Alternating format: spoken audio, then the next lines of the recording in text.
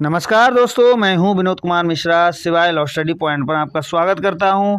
आज मैं आपके लिए एक नया टॉपिक लेके आया हूं जिसमें हाई कोर्ट ने कहा कि पुत्र का अपने पिता की संपत्ति पर कोई अधिकार नहीं है और पिता के घर में ना ही रहने का अधिकार है। केवल और केवल दया के आधार पर ही पुत्र अपने पिता की संपत्ति पर रह सकते हैं। और दूसरी बात, हाई कोर्ट ने टिप्पणी की कि अपना घर बना के रहो, आप अपने पिता की संपत्ति पे दावा नहीं कर सकते। चलिए आइए आज नया टॉपिक शुरू करते हैं जिसके बारे में मैं बताऊंगा। यदि आप इस चैनल पे नए हैं तो इस चैनल को सब्सक्राइब कर ले और बेल आइकन को ऑन कर ले जिससे हमारी लेटेस्ट वीडियो आप तक मिलती रहें।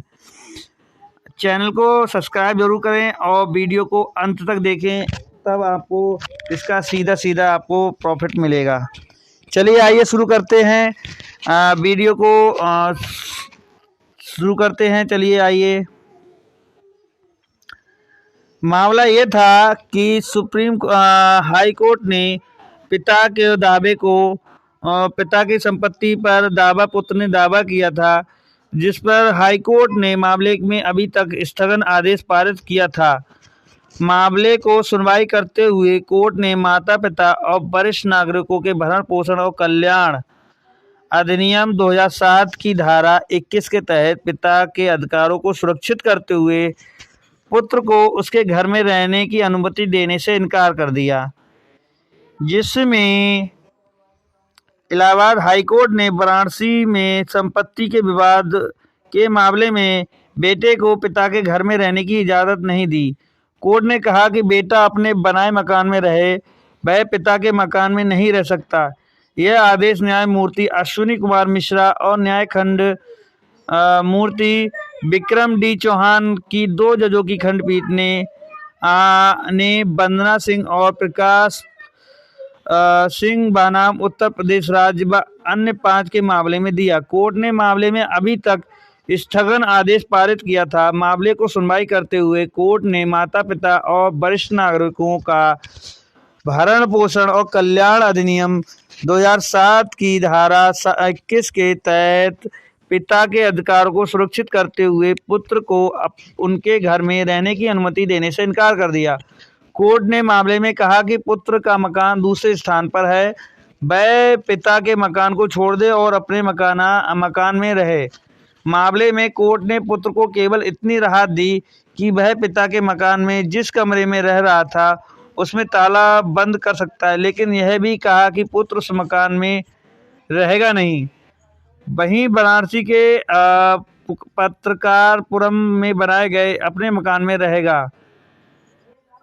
यह मामला वाराणसी निवासी पिता जटाशंकर सिंह और पुत्र शिव प्रकाश सिंह दोनों अधिवक्ता हैं।